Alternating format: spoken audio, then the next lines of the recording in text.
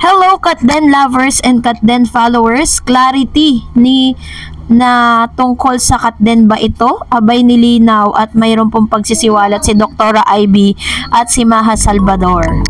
But before that, if you haven't subscribed yet to my YouTube channel, please don't forget to like, share, and subscribe at hit mo na rin ang notification bell for more showbiz updates. Bago tayo of course magpatuloy sa ating updates for today's video, nais ko po muna of course magpasalamat sa lahat ng mga legit viewers, subscribers at ang lahat ng mga legit na nagmamahal, sumusubaybay at nagmamahal po at lagi nakaantabay sa mga updates natin. Salamat po sa inyong panonood. And for today's video, panoorin po natin ang ilan sa mga statement, no? Talaga naman pagkikita ni Maha. Meron po tayo mapapanood dito patungkol sa clarity. Let's watch this. Meeting. Miss Maha Salvador! Naka-freezer din siya! Kagalang-galang kami today. Hindi ako namemohan ng heels. Ganda ng bago CR. I know, did you see it? Gusto kong peg. Ngayon, Dr. Ivy. Ay, grabe na! Ay, Parang mas malina pa yung tawag ni Doc sa akin. grabe ka naman. Nakakaya naman kay Catherine Bernardo. Luminous. Sige. Ano bang feeling? Ano na? Guys, sorry nandito si Catherine pa rin si Catherine ng Peña. Yeah, sorry ka. Catherine who? Catherine who? Sino ba yun? Catherine who? Catherine who? Ang ganda ng skin. My God, grabe. Walang pores. Thank you, Doc. Sobrang ganda ang kintab. Si Doc Crazy yung peg. Grabe talaga. Kanina ako kay Match. Kay Catherine, si Doc Z.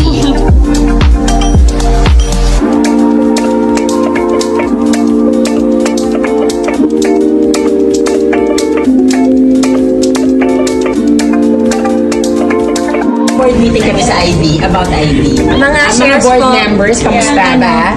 Kamusta ba? Shares po mga nangyayari. Ano, happy ba kayo? First quarter pa lang. Yes, okay ba?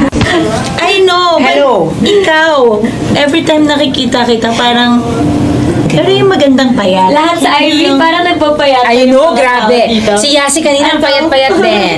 Ay, Sorry. Oh. Umalis muna ako sa group. Ay, Payat.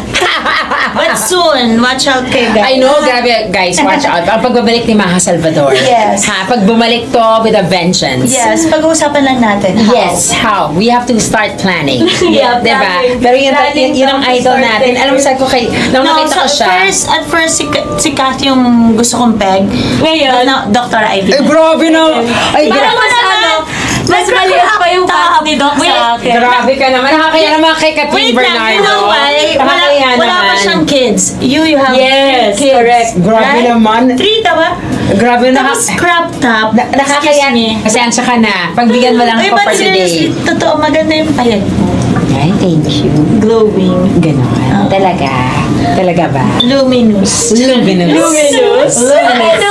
Kaya idol ko eh. Ito na eh. Nung nakita ko nga siya, sabi ko, Catwoman ka na.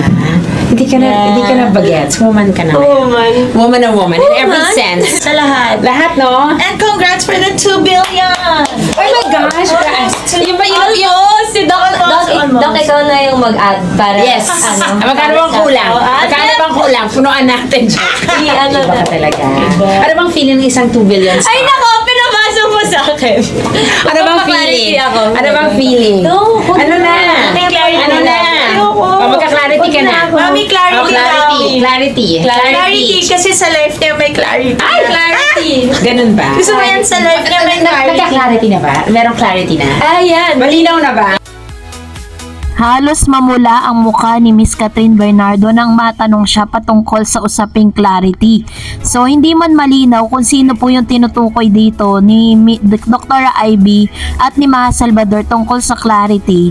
Alam naman natin kung ano po yung tinutukoy nila. Ito po wala pa pong confirmation kung sino ba sa kanilang dalawa. Kung may clarity na ba sila ni Alden Richards o may clarity na sila ni Daniel Padilla. It's either of the two, pero wala naman silang binanggit. Pero mapapansin natin kay Miss Catherine Bernardo na todo iwas siya at talagang napatingin pa siya sa camera nung pinipilit siyang sagutin ni Dr. Ivy tungkol nga sa salitang clarity. Kayo po, ano ang inyong saloobin patungkol sa usaping ito? Mag-comment lang kayo sa comment section.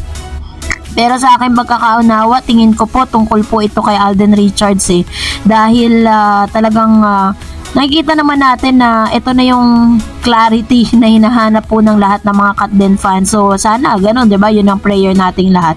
So anyways, narito naman ang ilan sa mga komento, reaction po ninyo patungkol sa ating latest updates.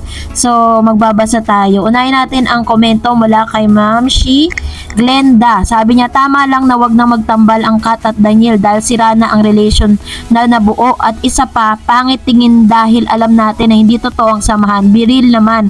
Ano ba naman si Direk? Mahirap paglaruan ng damdamin.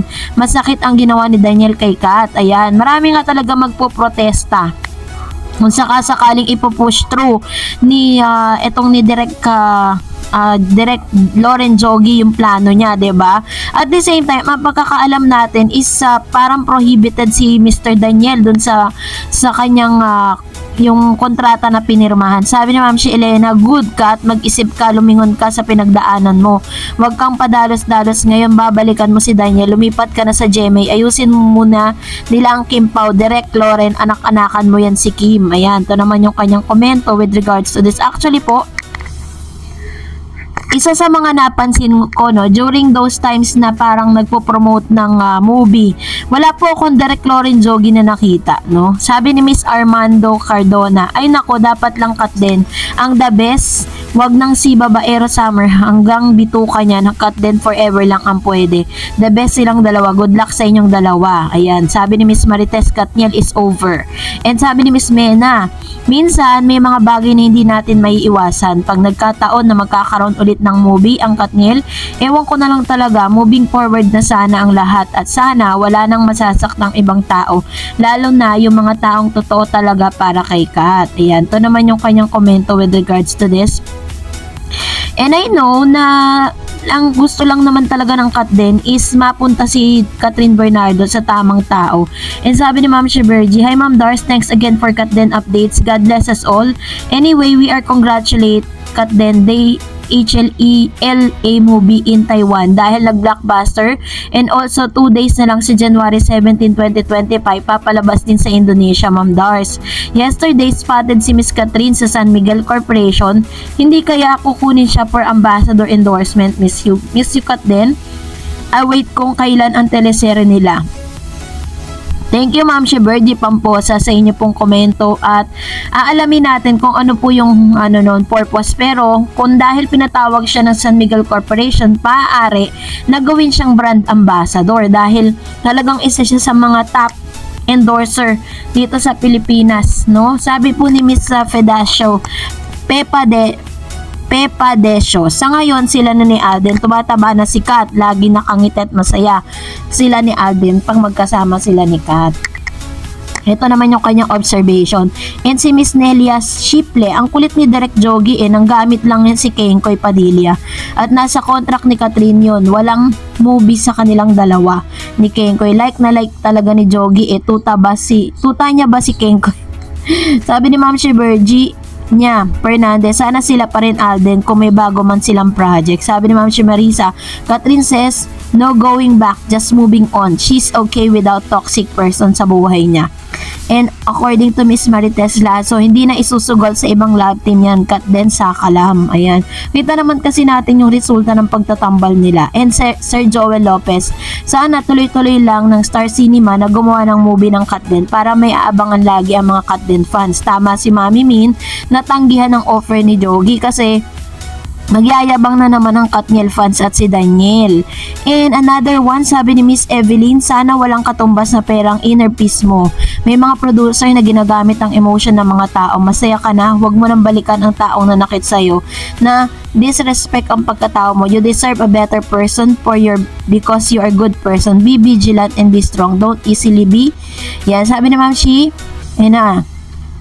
And salamat po sa inyong mga komento dahil talaga namang grabe po yung inyong pagmamahal para kay Catherine at Alden Richards. And that's it for today. For more videos and updates, please don't forget to like and subscribe, and please don't forget to follow my Facebook page, Dar Eds TV. God bless everyone!